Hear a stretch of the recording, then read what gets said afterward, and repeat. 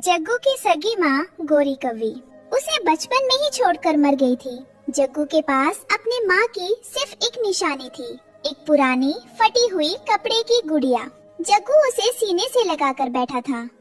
माँ, आज मुझे आपकी बहुत याद आ रही है। सौतेली माँ मुझे बिल्कुल प्यार नहीं करती, बस ये गुड़िया ही मेरे पास है जिसमें मुझे आपकी खुशबू आती है। मैं इसे कभी खुद से दूर नहीं करूँगा। कालू की दूसरी पत्नी चिंकी कव्वी जग्गू को उस गुड़िया से बात करते हुए देख रही थी। उसे उस पुरानी गुड़िया से बहुत चिढ़ थी। कालू जी, देखिए अपने बेटे को, दिन भर उस गंदी पटी हुई गुड़िया को छाती से लगा कर रखता है। मुझे तो उसे देखकर ही घिन आती है। हमारे घर की शोभा खराब कर रहा है। अरे चिंकी कव्वी, वो बच्चा है, उसकी माँ की आखिरी निशानी है, इसलिए प्यार करता है, रहने दो। निशानी? आज इस निशानी का किस्सा ही खत्म करना होगा, तभी ये मेरी बात सुनेगा। दोपहर में जब जग्गू खाना खाने आया तो उसने गुड़िया अपने पास रखी। चिंकी कव्वी ने उसे जोर से डांटा। जग्गू, मैंने कितनी बार कहा है कि इस कूड़े को खाने की जगह पर मत लाया करो, इसमें से बदबू आती है। इसे अभी बाहर फेंक कर आओ। नहीं नहीं माँ, ये कूड़ा नहीं है, ये मेरी गुड़िया है। कृपया मुझे इसे अपने पास रखने दीजिए, मैं इसे रोज साफ करता हूँ। जग्गू अपनी गुड़िया को अपनी थाली से एक दाना खिलाने की कोशिश कर रहा था। वो बहुत मासूमियत से उससे बातें कर रहा था। खा लो माँ, ये बहुत मीठा दाना है, अगर तुम नहीं खाओगी तो मैं भी नहीं खाऊंगा।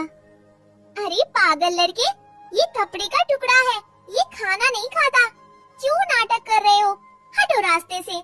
शाम को चिंकी कव्वी ने जग्गू को एक बहाने से घर से दूर भेज दिया।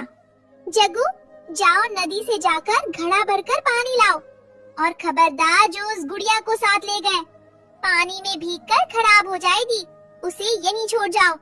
जग्गू ने डरते डरते गुड़िया को एक कोने में छुपाया और पानी लेने चला गया। उसे नहीं पता था कि पीठ पीछे क्या होने वाला है। जैसे ही जग्गू गया, चिंकी कव्वी ने वो गुड़िया उठाई। उसकी आंखों में क्रूरता थी।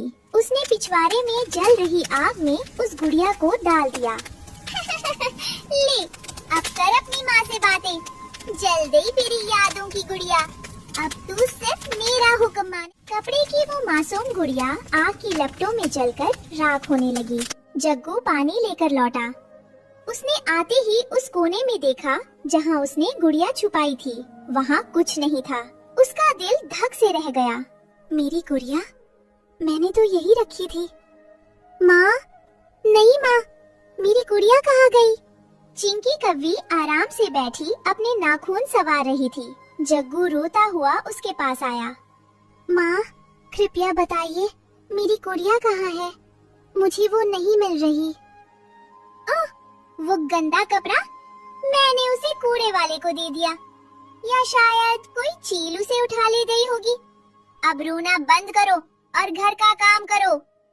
नहीं, आप ऐसा कैसे कर सकती हैं? वो मेरी माँ थी। जग्गू पागलों की तरह घर से भाग गया। वो जंगल के कूड़े के ढेर में, झाड़ियों में, हर जगह अपनी गुड़िया ढूंढ रहा था। रात हो गई थी और बारिश शुरू हो चुकी थी। गुड़िया, तुम कहाँ हो? वापस आ जाओ, मैं तुम्हें कभी अकेला नहीं छोड़ूंगा। माँ, मुझे माफ कर दो। अगली सुबह रानू चिड़िया कालू के घर के पीछे से गुजर रही थी। उसकी नजर राख के ढेर पर पड़ी।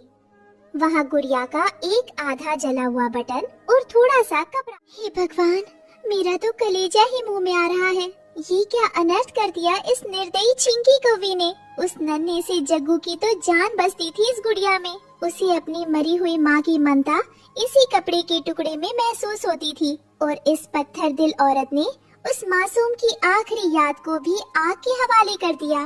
कितनी क्रूरता भरी है इसके मन में। बेचारा जग्गू रात भर से दर दर भटक रहा होगा। वो तो इसी गम में घुट घुट कर अपनी जान दे देगा। नहीं, मैं ये अन्याय चुपचाप नहीं देख सकती। मुझे कुछ तो ऐसा करना ही होगा जिससे उस बच्चे के विश्वास को टूटने से बचाया जा सके और उसके चेहरे पर फिर से वही मुस्कान लौट आए।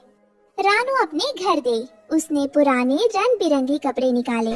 उसने पूरी रात जाग कर अपनी चोंच और सुई धागे से मेहनत की। वो बिल्कुल वैसी ही गुड़िया बना रही थी जैसी जग्गू के पास थी।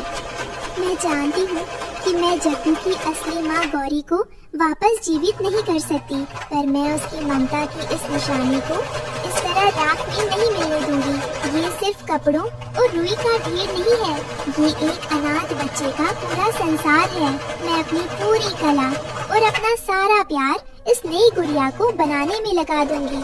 मैं इसे बिल्कुल वैसा ही रूप दूंगी जैसी वो पहले थी, ताकि जग्गू को अपनी माँ की मौजूदगी का एहसास हो। की पहली किरण फूटने से पहले मुझे ये काम पूरा करना ही होगा। जग्गू बेटा, घबराओ मत, तुम्हारी माँ का आशीर्वाद मैं तुम्हें वापस सौंप कर दूंगी। उधर चिंकी कौवी तैयार होने के लिए अपना शीशा देख रही थी। तभी उसे एहसास हुआ कि उसका सबसे कीमती सोने का हार गायब है। मेरा हार, मेरा सोने का हार कहाँ गया? मैंने तो यही रखा था। कालू जी, मेरा हार चोरी हो गया। शायद वो कल नदी किनारे गिर गया होगा, अब वो नहीं मिलेगा। नहीं, वो मुझे मेरी नानी ने दिया था। वो मेरी सबसे प्यारी निशानी थी, मुझे वो वापस चाहिए।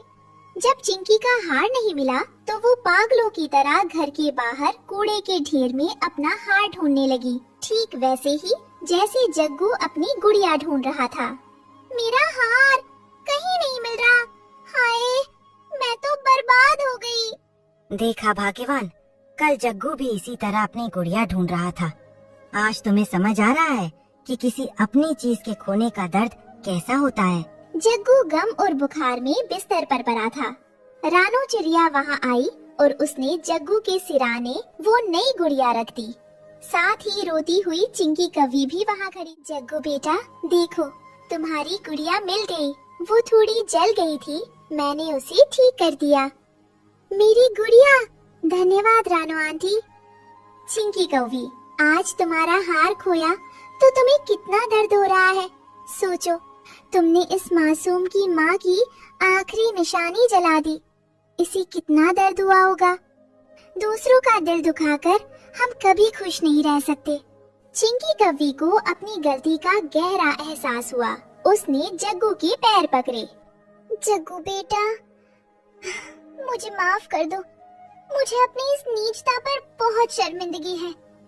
मैं कितनी अंधी और निर्दयी हो गई थी कि एक बेजान सोने के हार को तो निशानी समझकर उसके लिए रो रही थी, लेकिन तुम्हारी उस अनमोल गुड़िया को मैंने महज एक फटा हुआ कपड़ा समझा। जब मेरा हार खोया और मुझे वही तड़प, वही बेचैनी महसूस हुई जो कल तुम महसूस कर रहे थे, तब मुझे समझ आया कि मैंने कितना बड़ा पाप किया है। मैंने सिर्फ एक गुड़िया नहीं जलाई थी, बल्कि एक बच्चे के कोमल दिल और उसकी माँ की पवित्र यादों को आग लगा दी थी। बेटा, मैं तुम्हारी सगी माँ तो नहीं बन सकती, पर आज मैं वादा करती हूँ कि मैं अब तुम्हें कभी रोने नहीं दूंगी। मुझे एक मौका दो कि मैं तुम्हारी नई माँ बनकर तुम्हारी देखभाल कर सकूं। रानू बहन, तुम्हारी बातों ने आज मेरी आँखों से नफरत का पर्दा हटा दिया है। इस कहानी से हमें सीख मिलती है कि हमें दूसरों की भावनाओं और यादों का सम्मान करना चाहिए, क्योंकि दर्द सबको एक जैसा होता है।